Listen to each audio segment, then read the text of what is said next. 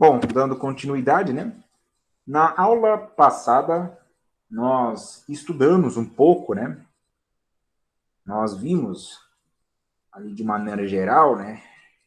Essa segunda parte da disciplina, que é a questão do bloco P. Inclusive, eu falei na outra aula que a questão do bloco P é uma questão um pouco mais complexa, né? Comparando ali com o bloco S. Por que isso? Porque no bloco S, todos os elementos são metais, né? O berílio é um cara assim um pouco, né, indeciso, mas ele puxa mais para o lado metálico, né? Claro que a palavra puxa aqui é uma palavra meio forçosa, né? Mas vamos dizer que ele cai mais para o lado metálico, mas ele é um pontinho fora da curva. Geralmente o elemento ali do período 2, nos grupos da tabela periódica, o elemento que encabeça ali o grupo, né? Geralmente ele é diferente dos demais. O lítio é mais parecido, né, com os demais elementos de grupo, né? O berílio já tem uma diferença mais acentuada, né? Mas, no geral, né, as propriedades ali no bloco S, ela varia de uma forma bem periódica. Aquelas propriedades periódicas, né, elas são realmente periódicas. Porque todos eles são metais. Ali no grupo 1, por exemplo, apresentam a mesma estrutura cristalina, né? Os metais apresentam estrutura cristalina. Interessante nós frisarmos isso, né? Ou seja, os átomos, eles não apresentam qualquer arranjo, eles têm um arranjo ordenado. Isso está atrelado à questão do cristalino, né? A palavra cristalina. Então, assim, eles estão bem similares. Já no bloco P, fundo é mais embaixo, né? Porque nós teremos elementos não metálicos, metalóides, né? Semimetais, elementos metálicos. Então, não dá para esperar assim que as propriedades elas sejam totalmente periódicas, algo do tipo, né? Ou, por exemplo, que eles apresentem as mesmas características, né? Propriedades químicas, por exemplo. Existem diferenças bem acentuadas, né? Isso decorre justamente, né? Porque, por exemplo, a gente pega o grupo 14, né? O carbono é um metal, o silício e o germânio está mais para um semimetal, o estanho e chumbo são metais, né? Então, existe uma diferença aí de características, né, entre os elementos de um mesmo grupo. Essa diferença, como eu disse, ela não é muito verificada ali para o bloco S. Já para o bloco B nós teremos essa questão. Então, na aula passada, nós estudamos um pouco aí de uma forma geral, né, essa questão do bloco P, né, o que é o bloco P e por que o bloco P, né?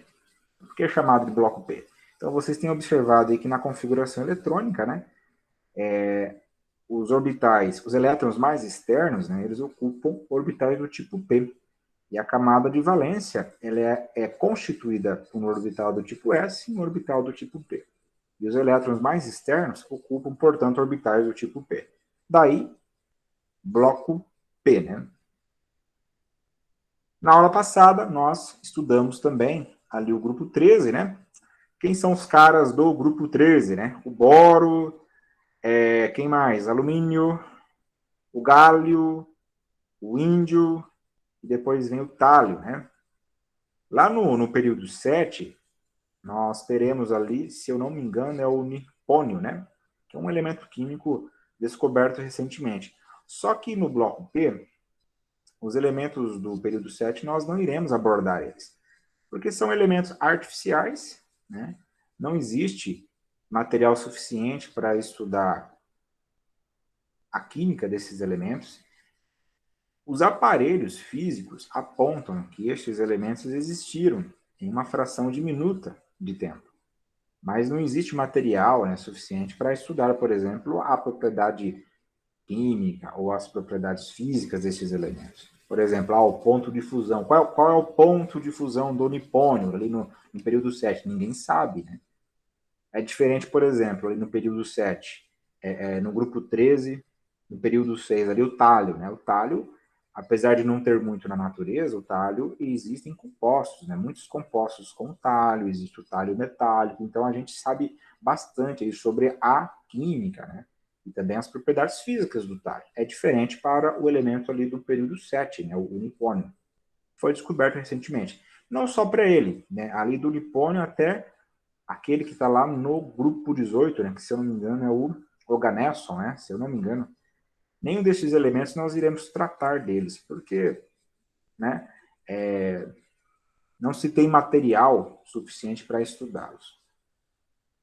É claro que, considerando que os elementos logo acima são metais, por exemplo, se juntasse material suficiente de nipônio, provavelmente ele se comportaria como um metal, né? Mas haveria um problema bem grave, né? Que provavelmente, pelo tamanho dele, né, ele deve ter um núcleo bem estável, então ele deve ser bem radioativo, né? Então deve ser bem perigoso trabalhar com ele. Mas enfim, é por isso que nós não estamos tratando aí dos elementos do período 7.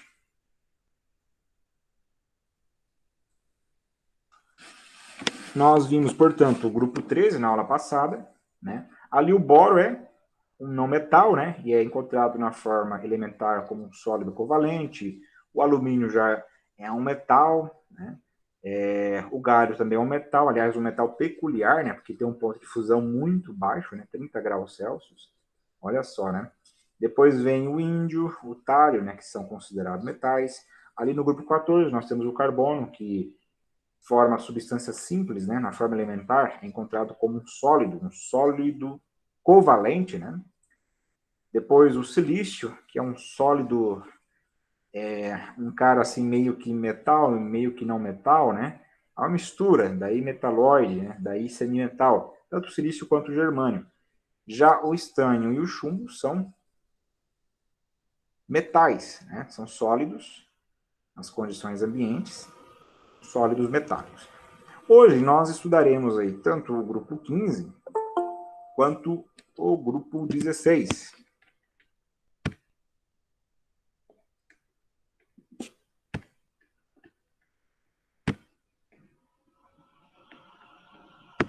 Hoje nós estudaremos tanto o grupo 15 quanto o grupo 16. E também, né, estudar o quê? Né? Algumas características, né, como nós temos feito. Né, ocorrência, configuração eletrônica, periodicidade química, né, dos elementos aí do grupo 15 e 16, estudar a química envolvida na obtenção de alguns destes elementos. É aquela nossa tática, né? Primeiramente, a gente tem focado aí na substância simples, né? Acabamos falando um pouquinho das substâncias compostas também, mas o enfoque principal de início é estudarmos as substâncias simples ali do bloco P e depois as substâncias compostas, né? Com exceção do grupo 18, onde as substâncias compostas, por exemplo, para o L, neônio, né? Elas não são pronunciadas porque são gases nobres, são elementos nobres, né? No sentido de serem muito pouco reativos, né? Nós podemos estudar as substâncias simples deles, né? Mas as substâncias compostas não existem muitas, com exceção de para os mais pesados, né? Que tem uma química um pouquinho mais rica, né?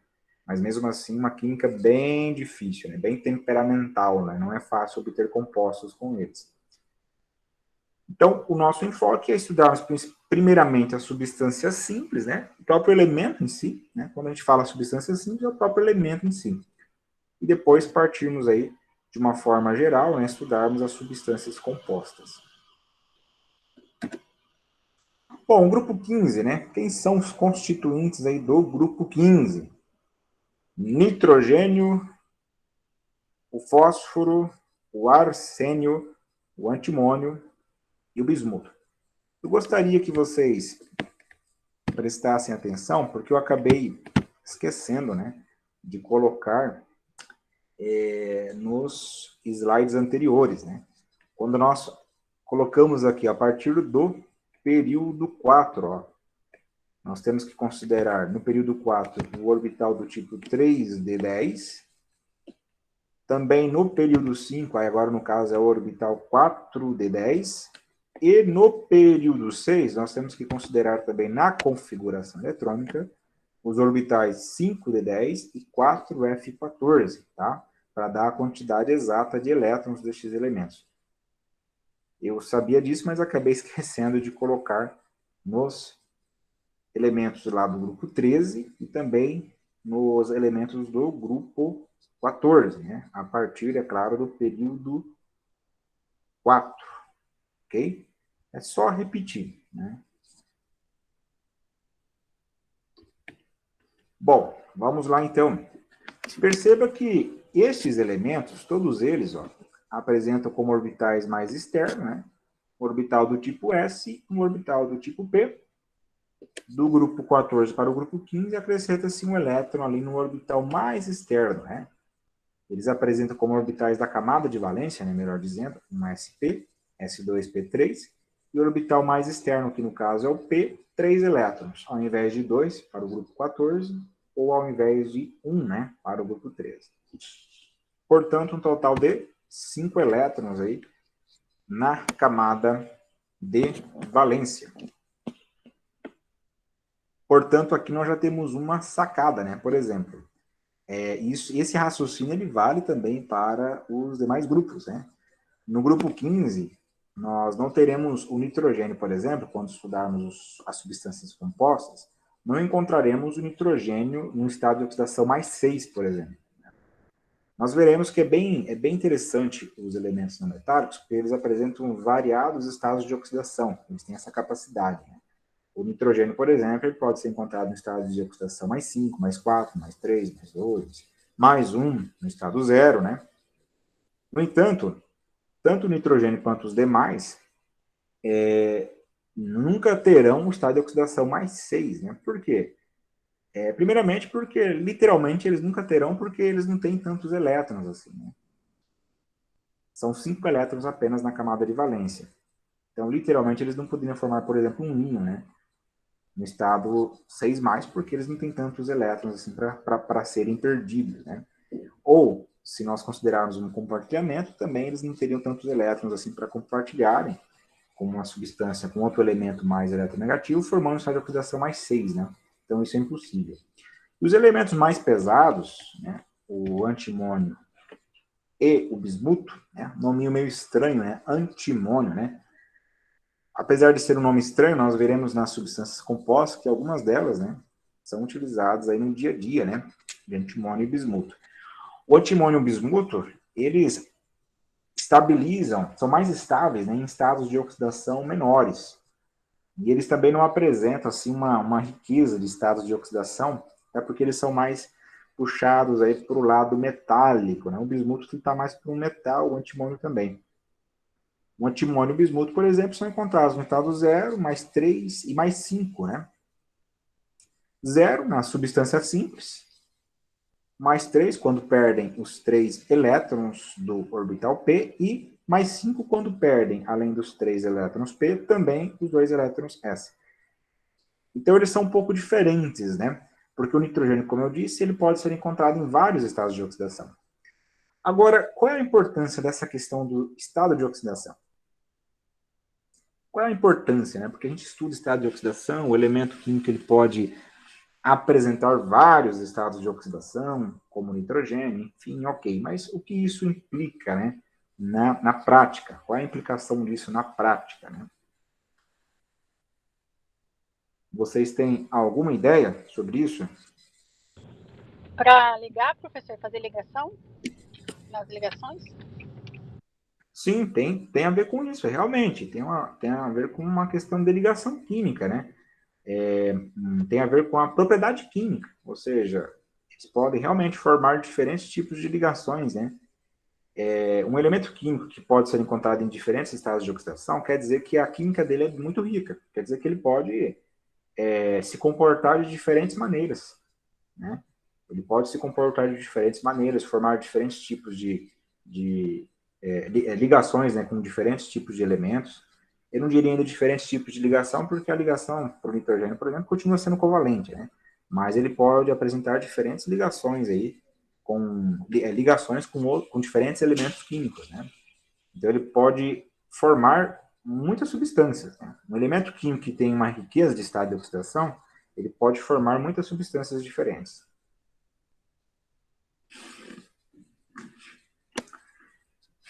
Desses elementos aí, né? Qual deles, assim, que vocês mais conheciam, mais conhecem, qual deles vocês menos conhecem? Tipo assim, eu nunca ouvi falar desse daqui, agora desse daqui eu já ouvi falar muito, né?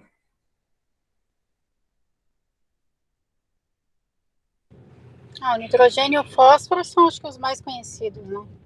Sem dúvida, né? Inclusive, né?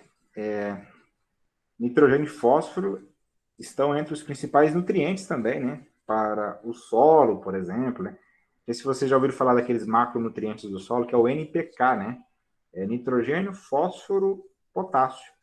2 dos 3 macronutrientes aí dos solos é encontrado, portanto, aí no grupo 15, né? Nitrogênio e fósforo. E o nitrogênio é um cara que é encontrado no ar atmosférico, o fósforo, os fosfatos, né? Por exemplo, tem fósforo no nosso organismo, tem função biológica, né? Então são bem conhecidos. Agora os mais pesados ali, né? Acho que o antimônio, né? Bismuto, o arsênio talvez alguém já tenha ouvido falar dele, né? No sentido mais danoso da palavra, porque o arsênio ele é um elemento químico bem tóxico, né?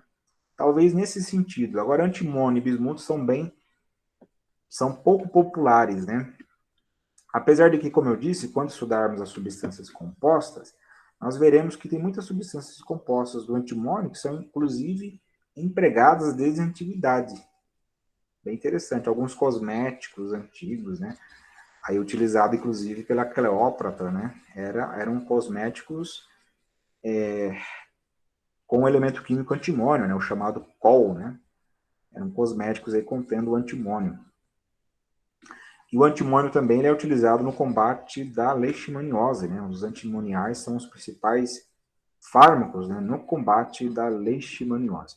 Mas isso nós veremos melhor quando estudarmos as substâncias compostas destes elementos. Vamos lá. Bom, são alguns dos elementos mais importantes para a vida, né? Geologia, indústria, enfim, né? Para a vida, né? Como eu disse, eles têm função biológica, posteriormente veremos melhor isso, né? Eles apresentam uma função biológica bem clara, né? O nitrogênio é encontrado em compostos orgânicos, em aminoácidos. O fósforo é encontrado, por exemplo, no DNA, né? Então, tem uma relação bem direta com a vida, né? Aliás, o fosfato ali da molécula, né? Não sei nem se poderia falar molécula, né? Mas ali do DNA, né? Os grupos fosfatos são os responsáveis por aquela formação helicoidal, né? O DNA, não sei se vocês já viram, ele tem um formato de hélice, né? Aquela possibilidade ali da formação de uma hélice, ela é possível por causa dos grupos fosfatos, né? Eles estão lá não por acaso, né? São importantes para a geologia, né? Agora eu falei sobre a questão dos macronutrientes, né? A geologia ela é o estudo da terra, né? Englobando aí, por exemplo, a questão dos solos. Eu falei para vocês aí dos macronutrientes, enfim, né? Nitrogênio, fósforo. As rochas fosfáticas, né, são muito importantes. Os nitratos, que tem nitrogênio, são minerais muito importantes. Para a indústria, sem dúvida, né, são muito importantes também. O nitrogênio, por exemplo, quando nós falarmos ali do uso, né, vocês verão que ele é utilizado na obtenção da amônia. Né? E a amônia ela tem várias finalidades, né? Produção de explosivos, produção de fertilizantes, produção de ácido nítrico, né? Que é um ácido muito importante para a indústria também. Bom, isso daí de uma forma geral, né, serve aí para os elementos do bloco P, né? E não é diferente, portanto, para os elementos do grupo 15. Né? As propriedades são mais diversas, né? Como eu disse, existem não metais, semimetais, metais em um mesmo grupo, né? Isso acontece. Com exceção ali do grupo 17, né? Que não vai ter metal, né? E outro não é um metal, que é o elemento mais pesado que a gente estuda, né? Ali do grupo 17. Mas com relação ao grupo 15, né? As propriedades são mais diversas, né? E mais difíceis de serem explicados justamente por causa dessa diferença, né, entre eles. Uma diferença mais acentuada, né.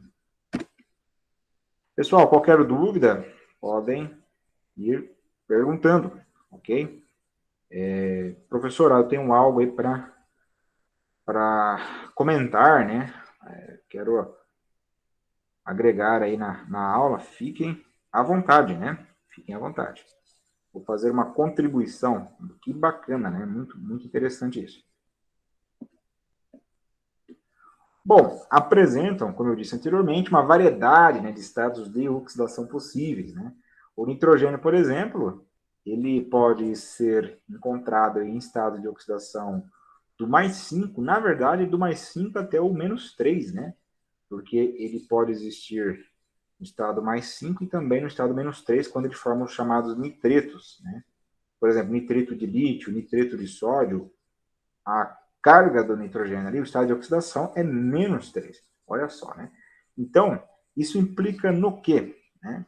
Que eles podem se ligar de diversas maneiras, eles podem se ligar com diferentes elementos químicos. Por exemplo, o nitrogênio em estado de oxidação +5 representa que ele está ligado com alguém muito eletronegativo. Isso é verídico, né? Ele apresenta o estado de oxidação +5 com o oxigênio, que é alguém mais eletronegativo do que ele. No estado de oxidação -3, significa que ele deve estar ligado com algum elemento muito eletropositivo, porque o outro ele tem que ser positivo. Então, eletropositivo. Quem são os elementos eletropositivos? Né? Os metais. Então, percebem a riqueza da química, né, do nitrogênio? Então, ele se liga com um não metal muito eletronegativo e também se liga a metais, que são eletropositivos.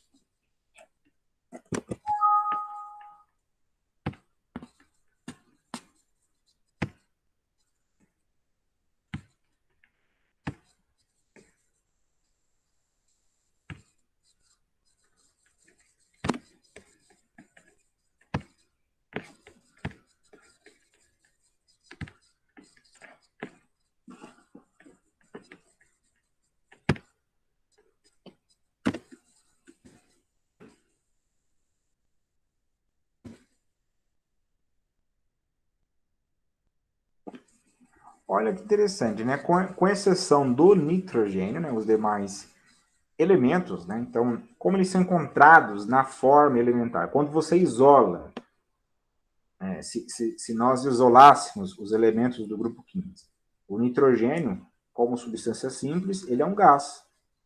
Já o fósforo seria um sólido, né? Os demais todos seriam sólidos. O fósforo, um sólido que pode ser um sólido. Olha que interessante, ele pode ser um sólido molecular, ele pode ser um sólido mais voltado para um polímero, né? Ou ainda um sólido covalente, dependendo do alótropo em questão. Né? O que é alotropia? Alotropia é quando um elemento químico ele pode ser encontrado, né, com estruturas físicas diferentes. Isso daí é alotropia. Moral da história, pode haver substâncias simples, né, diferentes para um mesmo elemento químico. A diferença, portanto, entre os alótropos é o arranjo físico. E o fósforo, ele é um sólido covalente, né? Ele pode ser um sólido molecular, ele pode ser algo mais parecido com um polímero, como nós veremos posteriormente. Aí nós temos ali também, além do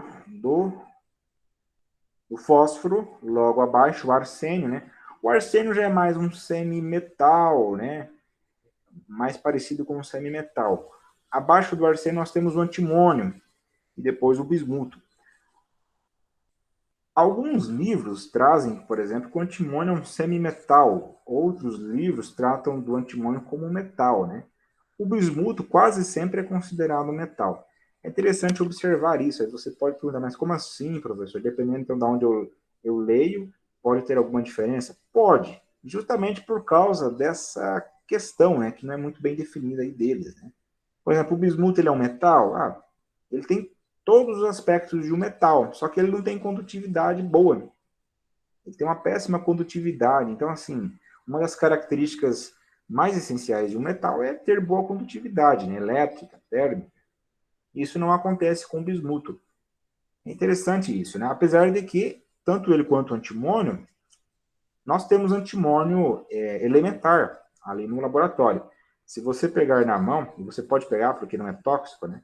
O antimônio ele é tóxico no estado de oxidação mais 3, né? No estado de oxidação 0, substância simples, não é tóxico. Você vai perceber que ele parece muito com metal, ele parece muito com estanho, por exemplo.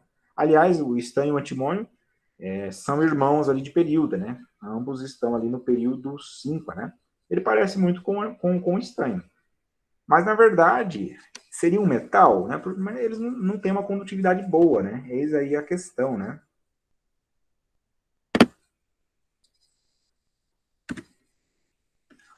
Quando se fala em alotropia, né? Um elemento ali do grupo 15, que tem uma alotropia bem interessante, que é conhecida, né? A gente poderia falar, por exemplo, da alotropia do bismuto, né? Mas fica meio complicado, né? Porque o bismuto ele não faz parte aí do nosso dia a dia, né? Mas o fósforo, ele faz parte do nosso dia a dia. O fósforo ele pode ser encontrado na forma de 3 alótropos, que é o fósforo branco, né? O fósforo vermelho e o fósforo preto, né? E o que difere, né? Por exemplo, como eu disse, na alotropia, nós temos que a diferença, né? Existe uma diferença de um alótropo para o outro. A diferença não é, portanto, a constituição química, é a forma física, né? Como eles estão. Então, no caso do fósforo, o fósforo branco, ele é constituído por moléculas, né? Tetraédricas de fósforo, né? Como está representado aqui na figura. Essa é a estrutura do fósforo branco. Uma molécula do tipo P4, né? 4 átomos de fósforo, e todos eles estão ligados por meio de qual tipo de ligação? Ligação covalente. Percebam que cada átomo de fósforo ocupa, portanto, um vértice aí do tetraedro. Este é o fósforo branco. Esta é a estrutura já do fósforo vermelho. Existem também os tetraedros. Olha só, eles existem. Só que tem uma diferencinha, ó. Aqui nós temos outro tetraedro. Só que estes tetraedros, eles estão ligados, ó, entre si, formando, na verdade, perceba que essa cadeia aqui, ó, ela continua tanto para a esquerda quanto para a direita, né? Para cima também, existem aí outras camadas desses tetraedros, para baixo também. Ele assemelha-se mais a um polímero. Se você pesquisar lá a estrutura de polímeros, você vai perceber que essa estrutura aqui do fósforo vermelho, ela é mais semelhante a um polímero. Nós poderíamos considerar aí cada tetraedro como um monômero, né? A junção de monômeros forma um polímero. Eu não coloquei aqui a estrutura do fósforo preto, né? Mas o fósforo preto ele já tem uma estrutura tridimensional, um emaranhado de ligações covalentes, e ele é mais, ele pode ser classificado como um sólido covalente. Fósforo vermelho, um sólido polimérico, né? E o fósforo branco, um sólido molecular.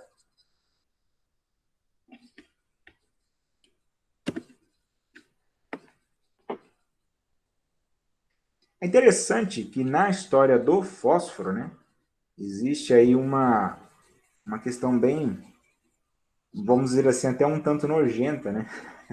Olha só, né? Uma curiosidade sobre o fósforo. Ele foi obtido pela primeira vez por Henry Brand em 1669, né? Já faz um tempinho. Confundindo sua cor, né? Estava tentando obter ouro. Que surpresa, né? Naquela época quase tudo que tinha na química, né, era voltado aí para a obtenção do ouro, né? Aqueles ideais alquimistas, né? A partir de urina e areia. Olha só, ele queria obter ouro a partir da urina e da areia, né? E em vez disso, obteve um sólido branco que brilhava no escuro. É interessante essa história aqui, que dá para a gente falar um pouquinho de história da química, né? Porque você poderia, vamos dizer que você vai raciocinar aí cientificamente, né? Então você vai fazer uma pergunta, né? Mas por que o cara ia usar urina e areia, né? Mas por que isso, né? Vocês têm alguma ideia, né? Por que o cara vai usar urina e areia para obter o ouro?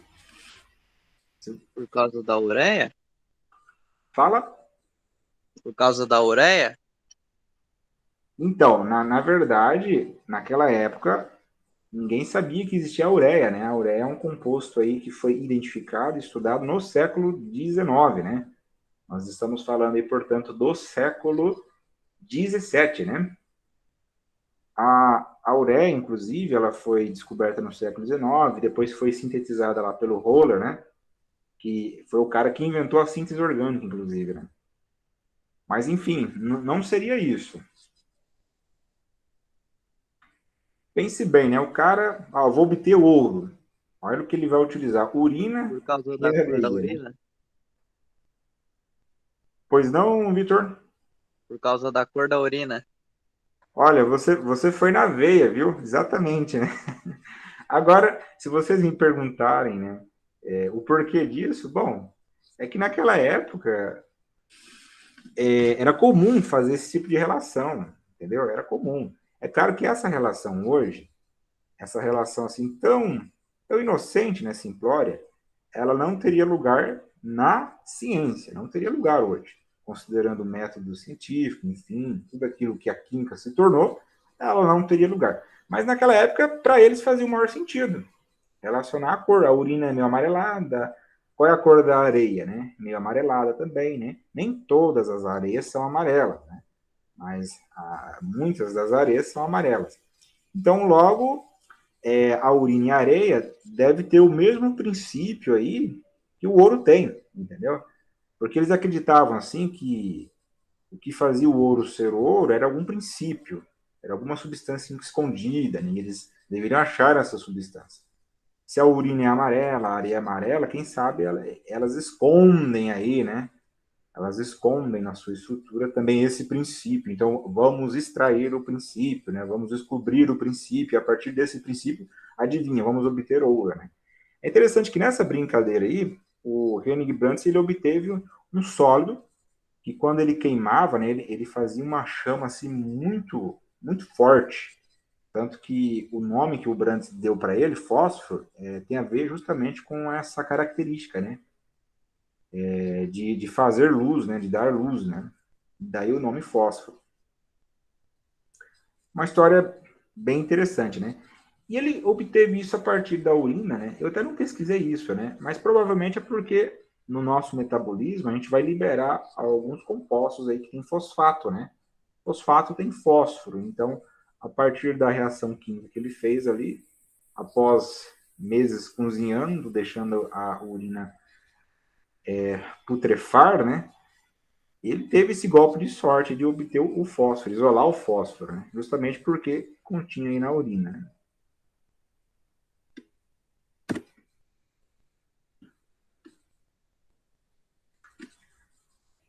Eu copiei e colei aqui, esqueci de tirar ali o grupo 13, né? Mas é grupo 15, né? Algumas propriedades selecionadas, né? Com relação ao raio, né? Tem uma variação de cima para baixo, aumenta-se o raio, né? Nós podemos perceber aí sim, que o aumento, ele não é, os saltos, né, de aumento não é tão periódico como acontece lá no grupo 1 ou no grupo 2, né? Por exemplo, do nitrogênio para o fósforo tem um aumento considerável, do fósforo para o arsênio o aumento já não é tão considerável, né? É a mesma explicação que eu dei lá no grupo 13, a mesma explicação que eu dei lá no grupo 14. É interessante que nesse caso, né, o bismuto ele não vai ter uma energia de ionização maior que a do antimônio. Anteriormente nós vimos que o chumbo tinha uma energia de ionização maior, né, do que o estanho. A primeira energia de ionização. Sempre eu tenho falado aqui da primeira energia de ionização, que é a energia necessária para retirar um elétron, né, aquele que está ali mais externo. No caso, o talho, lá no grupo 13 também, o talho ele tinha uma energia de ionização maior que a do índio. Nesse caso, não. A energia de ionização do bismuto é menor que a do antimônio, né? Tendo aquela periodicidade lá que é verificada, né, no grupo 1 e no grupo 2. Porque a energia de ionização ela é inversamente proporcional ao raio. Né? Então, existe uma tendência que quanto maior o raio, menor a energia de ionização. Isso não foi verificado nem para o chumbo nem para o talho, conforme as explicações que eu dei nas aulas anteriores. Olha bem, né? O ponto de fusão ele demonstra um pouco essa diferença, né, entre os elementos. Primeiramente, né, o nitrogênio é um não metal, né? Olha lá, olha o ponto de fusão dele, né? Então, assim, imagina, né? O que é fusão? É a passagem aí do estado sólido para o estado líquido, né? Esse é o ponto de fusão. É a temperatura no qual o sólido torna-se líquido. Então, o nitrogênio, né, ele, para ser encontrado no estado sólido, por exemplo, são temperaturas abaixo de menos 210, né? Então, assim, e a temperatura que ele se transforma em líquido é menos 210. E o nitrogênio ele vai ferver ali, ou seja, ele vai se tornar um gás, né? Uma passagem do estado líquido para o gasoso, né? Uma temperatura muito baixa também. Não me lembro aqui de cabeça, mas é um menos 180, mais ou menos nesse sentido.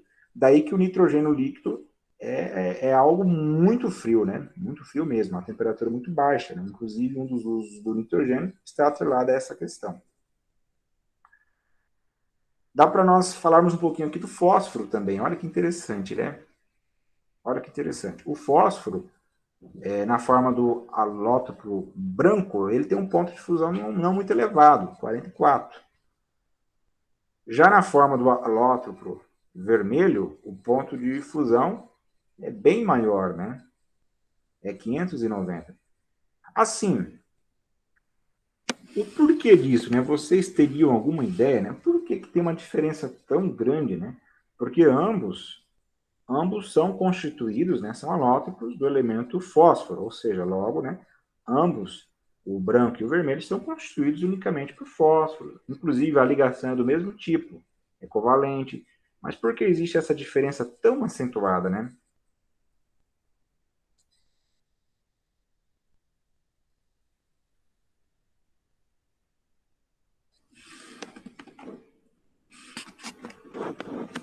E agora, né? Por que existe essa diferença tão acentuada, né? Vamos lá, né? Alguém ousa responder?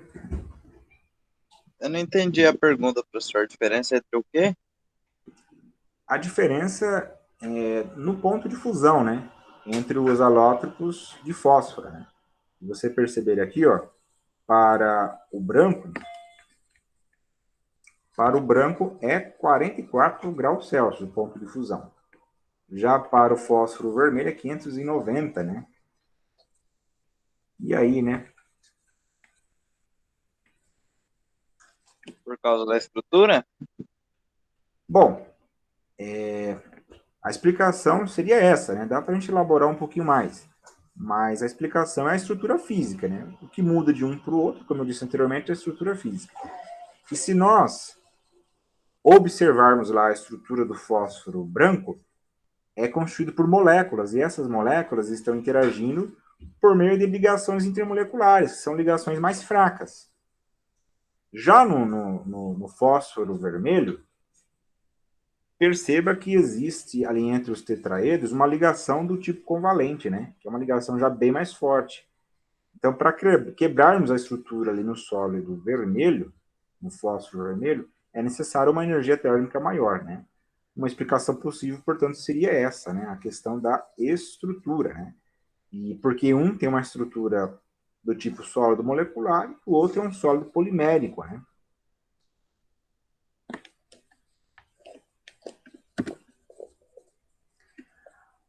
O nitrogênio, ele é o terceiro elemento aí mais eletronegativo, né? Ele tem uma eletronegatividade de Pauli equivalente a 3.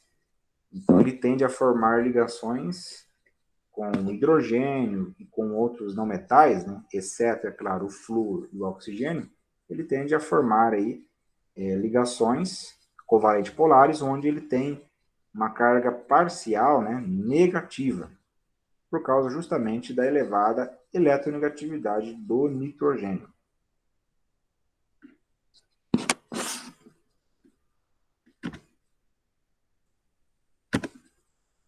Falando um pouquinho sobre a ocorrência e obtenção destes elementos? Bom, o nitrogênio, onde ele é encontrado em larga escala, né? Na atmosfera, né? E não é lá, naquela atmosfera mais próxima, lá mais distante aqui da superfície da Terra, né? A atmosfera é bem superficial. A atmosfera ela é dividida em camadas, né? Eu não me lembro bem o nome da atmosfera mais... Da nossa atmosfera aqui, vamos assim dizer. Tem lá estratosfera, troposfera, eu sei que a exosfera é a mais distante, né? O nitrogênio ele é muito encontrado aqui na nossa atmosfera, nessa atmosfera mais próxima aqui da Terra, né? Inclusive o ar atmosférico, ele é constituído aí, na sua maioria, por nitrogênio, por gás nitrogênio. Aí nós temos o gás nitrogênio, em seguida vem quem, né? Aquele gás que está te fazendo viver agora, né? Que é o gás oxigênio. Depois tem argônio, o resto aí é poluição, né?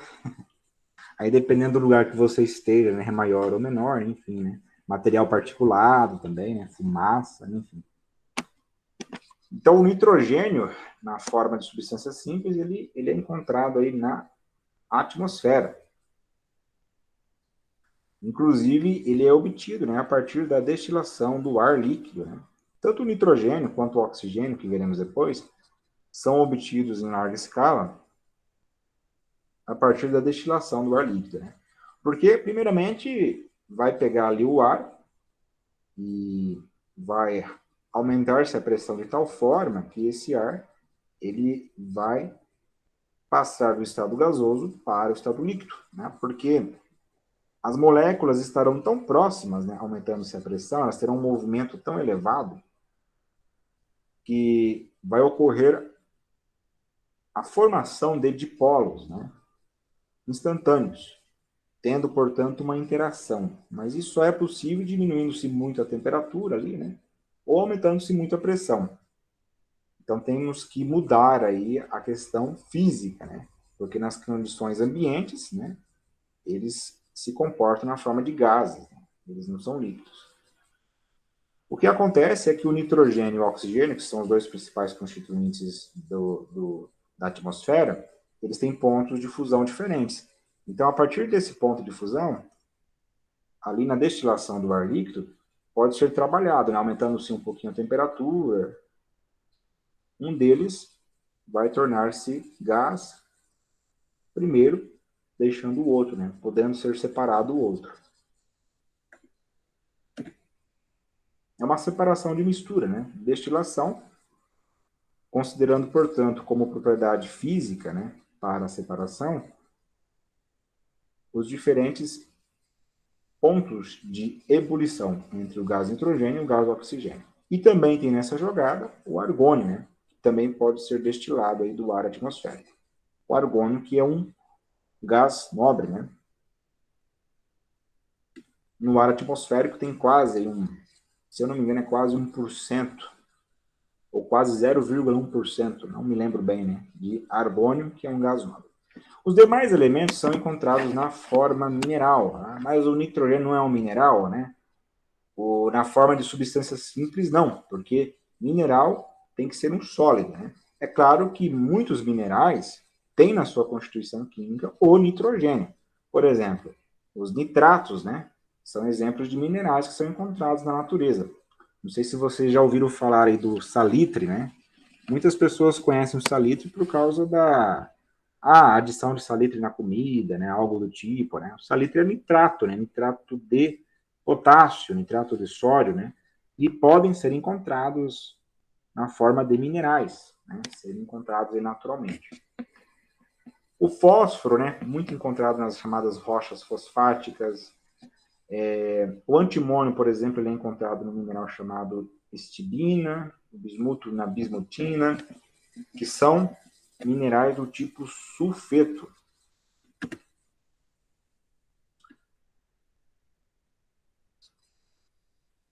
O fósforo elementar, né, pode ser produzido a partir de rochas fosfáticas, né, calcinadas, conforme a reação aqui representada. Nós temos a rocha fosfática, né, devidamente processada, na presença de sílica, né, de óxido de silício, e o agente redutor aqui, ó, o carbono sempre é utilizado como agente redutor, tanto que aqui ele está no estado de oxidação zero, né, que é carbono elementar. Pode ser carvão, né, grafite, tudo é carbono elementar. Na verdade, o carvão ele não seria carbono puro, né? Se você quiser obter ali nesse caso, provavelmente deve ser carbono grafite, né? Porque para obter fósforo em elevada pureza, né, vamos assim dizer, tem que usar um reagente bem puro. Então, nesse caso, deve ser carbono grafite. Olha a condição física, né? Não é qualquer condição física. Olha a temperatura, 1.500 graus Celsius. A partir dessa reação, portanto, ó, ao final aí é obtido o fósforo elementar. O antimônio, né, ele é obtido pelo aquecimento do minério estibnita, né, com raspas de ferro. Então, eu falei do antimônio porque nós temos, né, antimônio no laboratório. E como aquele antimônio lá ele é obtido? A partir dessa reação. A estibnita é um mineral do tipo sulfeto. Os sulfetos compreendem, né, uma classe química de minerais muito importantes mesmo. Muitos metais, né, encontrados no dia a dia são obtidos a partir do sulfeto. Exemplos: chumbo, o zinco, o cobre, são metais obtidos a partir de minerais do tipo sulfeto. E o antimônio não é diferente. Nesse caso, portanto, nós teremos aqui a oxidação do ferro e a redução do antimônio, formando antimônio no estado zero e ferro no estado 2+, né? Portanto, o ferro será oxidado e o antimônio será reduzido, formando, portanto, antimônio no estado zero. É interessante observar, né? Olha o seguinte, né? Como que o antimônio é encontrado na natureza? Ele é encontrado ligado ao enxofre. Olha só. Lembram que nós temos discutido um pouquinho sobre as teorias ácido-base, né? E tem uma teoria ácido-base que é a teoria ácido-base lá do Lewis. O que diz a teoria ácido-base do Lewis, né? Um ácido é uma espécie receptora de elétrons. Uma base é uma espécie química doadora de elétrons. Depois, eu falei para vocês que existe a teoria ácido-base lá do Pearson, cuja definição de ácido e base é idêntica à definição do Lewis. No entanto, o Pearson ele vai explicar o porquê determinados ácidos, vamos colocar assim, entre aspas, né, preferem determinadas bases. E o porquê de que determinadas bases, entre aspas, preferem determinados ácidos. Aí ele vai, a partir disso, formular uma classificação. Ele classificou os ácidos em duros e moles e as bases em duras e moles, né? Moles ou macios, né?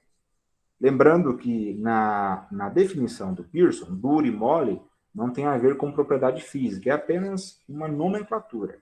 Não quer dizer que o ácido ele é duro, né, porque ele é duro, ou mole porque ele é macio, no sentido físico da coisa. É apenas uma terminologia, é apenas uma definição. É um uso poético aí da palavra, né? Vamos assim dizer. Né? Não tem a ver, portanto, com a propriedade física. Eu quero dizer o seguinte, né? O antimônio, olha com quem ele é encontrado na natureza, com enxofre, né?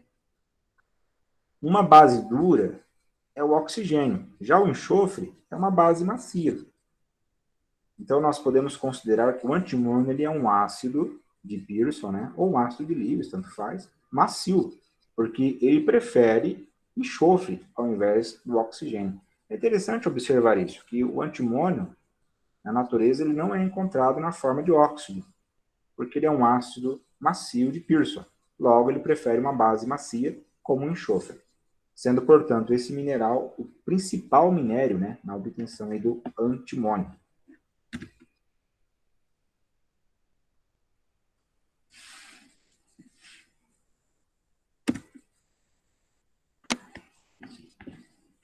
Vamos lá, né? Olha só. Aqui um pequeno desafio para vocês fazerem depois, né? Porque o nitrogênio, a principal forma de obtê-lo é a partir do ar atmosférico. Mas o nitrogênio ele pode ser obtido, né, a partir de algumas brincadeiras aí no laboratório, dependendo do reagente que você utiliza. Então eu vou pedir para vocês, posteriormente, para vocês responderem essa pergunta aí, né?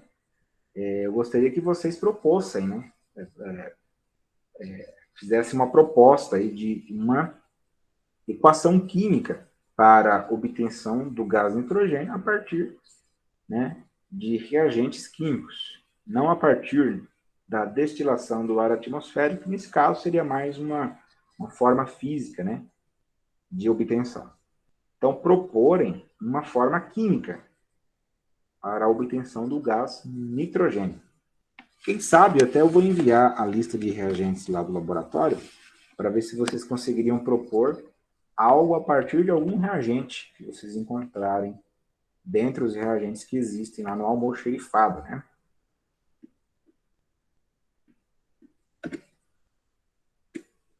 Uma outra questão para nós pensarmos, né? Por que o nitrogênio é uma molécula muito estável? Né? Eu acho que essa questão que vocês conseguem trazer uma proposta de resposta agora, por exemplo, né? O que vocês pensariam a respeito dessa questão? Quando eu pergunto, né? Por que o nitrogênio é uma molécula muito estável? O que vem à mente de vocês? Uma explicação apenas já bastaria, né? Existem outras que são mais complexas, né? São mais chatinhas, vamos assim dizer. Não dá para entender sem determinadas estruturas de conhecimento ainda, né? Mas tem uma explicação que é bem evidente, né? Porque ele faz uma tripla ligação, professor, ficando a ligação bastante... que ele compartilha 3 pares de elétrons. É uma ligação forte? Essa é a explicação, exatamente, né?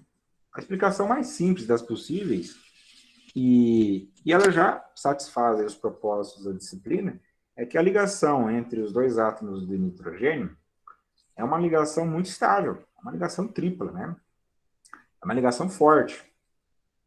Inclusive, olha que interessante, o Lavoisier, né, que é considerado aí o pai da química, ele estudou o ar atmosférico, ele descobriu que o ar atmosférico, assim como outros já tinham proposto, mas era só especulação, né?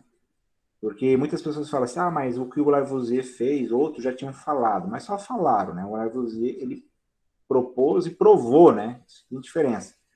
O Lavoisier, ele descobriu que o ar atmosférico não era composto de uma coisa só. Primeiramente, ele participava das reações químicas, mas era uma parte dele que participava, né? Que é o oxigênio. E ele descobriu que tinha uma outra parte. Nos estudos dele ali de separação química, ele descobriu ali que existia uma outra parte. Porque quando uma determinada reação consumiu oxigênio, ele percebeu que restava alguma coisa. E que esta alguma coisa era o constituinte principal. E ele percebeu que essa alguma coisa não reagia com nada. Tanto que ele deu o nome desta alguma coisa, que hoje nós sabemos que é o gás nitrogênio, ele deu o nome de azoto, né? Azoto, tanto que o nitrogênio muitas vezes ele é conhecido como azoto, né? Talvez você pega alguma leitura aí, você lê lá, o azoto, o átomo de azoto, mas o que é azoto? Meu Deus do céu, né? O azoto é o nitrogênio. Essa nomenclatura vem lá do Lavoisier. Azoto, ele está relacionado com uma ideia de indiferente, inerte, sabe? A palavra azoto ela está relacionada com essa questão, justamente por causa dessa dificuldade que o nitrogênio tem, né, de reagir. Ele é praticamente uma molécula inerte. E a explicação assim mais simples e satisfaz os propósitos da nossa disciplina é que a ligação entre os átomos de nitrogênio é uma ligação muito forte, uma ligação tripla, uma ligação covalente. 3 pares de elétrons são compartilhados. Geralmente, quanto maior for a quantidade de elétrons envolvidos na ligação química, seja ela iônica, covalente ou metálica, existe uma tendência da ligação ser mais forte.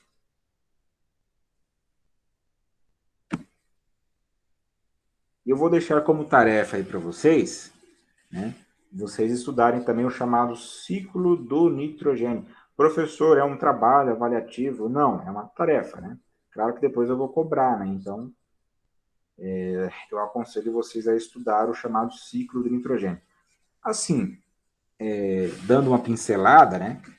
O nitrogênio, como eu disse, ele é uma molécula muito estável, mas por incrível que pareça, existem bactérias no solo que pegam esse nitrogênio atmosférico e transformam ele em algo que pode ser assimilado pelas raízes das plantas. Porque as raízes das plantas não assimilam o nitrogênio, o gás nitrogênio. Elas precisam de nitrogênio, mas não assimilam o gás nitrogênio.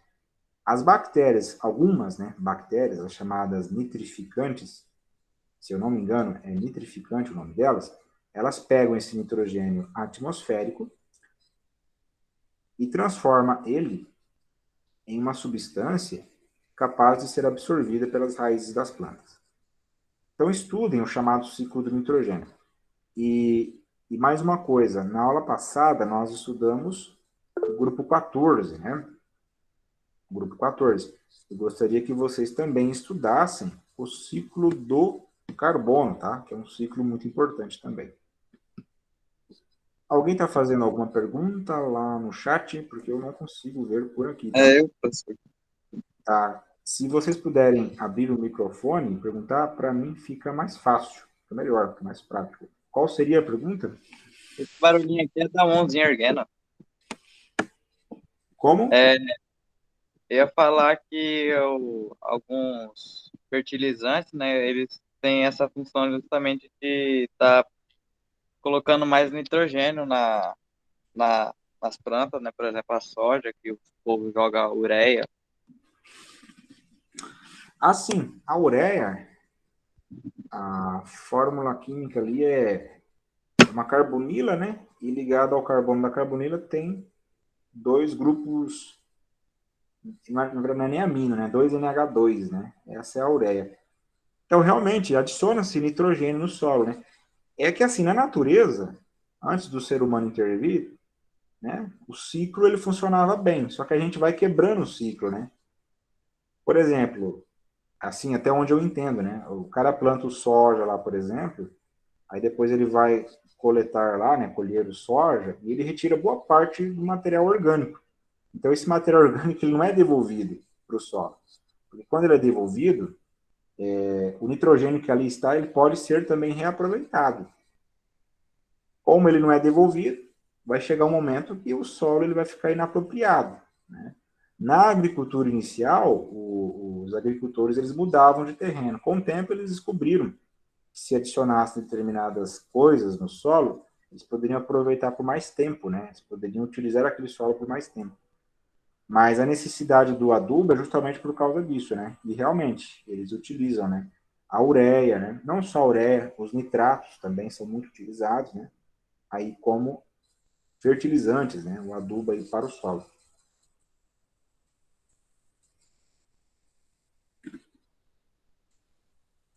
Bom, para finalizarmos essa parte aí do grupo 15, né? Vamos lá então, alguns usos. O nitrogênio gasoso é utilizado como atmosfera inerte, né? E na forma líquida é utilizado como refrigerante, né?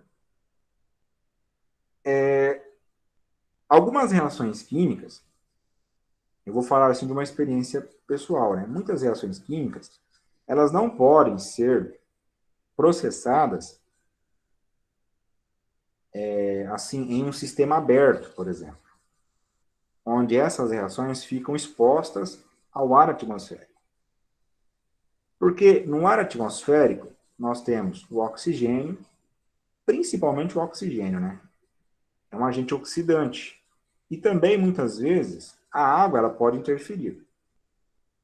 Portanto, em algumas reações químicas, por exemplo, em algumas sínteses químicas, sínteses orgânicas, né, melhor dizendo, em algumas sínteses orgânicas, é necessário uma atmosfera inerte. E quem é utilizado para fazer essa atmosfera inerte? O nitrogênio gasoso. Haveria outras opções? Haveriam, mas são opções mais caras. Quais seriam? O hélio, o neônio. o argônio, que são gases nobres. Eles também fornecem uma atmosfera inerte. Só que o nitrogênio, ele é mais barato. Como eu disse, para alguns processos, é vital que a atmosfera seja inerte, porque você coloca lá o reagente, você quer obter o produto. De repente, você não consegue obter o produto. Por que você não consegue? Porque os reagentes eles começam a reagir também com o oxigênio, interferindo na formação do produto. E olha que interessante, né? O gás oxigênio, principalmente se a sua reação for um solvente orgânico, porque o oxigênio ele não é muito solúvel na água, né? É em torno de 3 ml, 3 centímetros cúbicos, né, de volume de gás oxigênio que é solúvel em água. Inclusive, a vida aquática ela é possível por causa disso, né? Porque tem oxigênio dissolvido, enfim. Na água, portanto, em torno de 3 centímetros cúbicos de oxigênio é dissolvido. Só que se você utiliza uma reação química em um solvente orgânico, a solubilidade do gás oxigênio já aumenta. Então, dependendo da reação que você faça ali no solvente orgânico, tem bastante oxigênio ali no meio, que está interferindo na sua reação. Portanto, você tem que utilizar o nitrogênio. Geralmente, se não for assim, reagentes muito sensíveis, você pode colocar um recipiente com gás nitrogênio, um recipiente que saia gás nitrogênio, e borbulhar diretamente ali no sistema reacional, para expulsar, né, o oxigênio que está ali no meio. Se for um sistema muito sensível, aí tem que ser um sistema reacional fechado, né, acoplado ali com uma boca que entra, né, gás nitrogênio, enfim. Aí tem que ter um aparato um pouco mais sofisticado. O outro uso aí do nitrogênio, inclusive nós já discutimos isso anteriormente, né, quando falamos lá do hidrogênio. Nós falamos da substância simples do elemento químico hidrogênio, gás hidrogênio, que era utilizado, né, juntamente com o nitrogênio, no processo Haber, que é o processo de obtenção da amônia, né? Inclusive, naquela época, eu contei até uma história para vocês, né? A respeito aí do Fritz Haber. E toda aquela questão envolvendo ali a produção da amônia, né? No decorrer da Primeira Guerra Mundial. A questão do processo Haber, depois, quando nós falarmos um pouquinho sobre as substâncias compostas, eu vou cobrar um pouquinho mais de vocês sobre a produção da amônia. Inclusive, vocês podem já até irem já estudando um pouquinho a respeito disso, né? Porque nós falamos agora há pouco que o nitrogênio é uma molécula muito estável, né? Esse foi um dos desafios do Fritz Haber, né? Como fazer o nitrogênio reagir com o hidrogênio? Se pegar nitrogênio e misturar com hidrogênio, a constante para a formação ali da amônia ela é muito baixa mesmo. Então, na época do Haber, já havia todo um estudo a respeito de equilíbrio químico, né? Acho que você já deve ter estudado isso, né? Princípio de Le Chatelier, como influenciar o equilíbrio químico. Havia todo um estudo a respeito disso. Então, o Haber ele sabia que a constante de formação da amônia era muito baixa, em condições ambientes, em condições assim, normais de reação. Portanto, ele tinha que driblar esta situação para justamente fazer com que o nitrogênio, sendo ele uma molécula muito inerte, né, reagisse com gás de hidrogênio. Nós veremos de uma forma mais detalhada isso quando falarmos ali das substâncias compostas, a gente vai falar um pouquinho da amônia, né, e eu vou cobrar isso de vocês. Vocês vão ter que saber trabalhar aí com equilíbrio químico, né, na produção aí da amônia.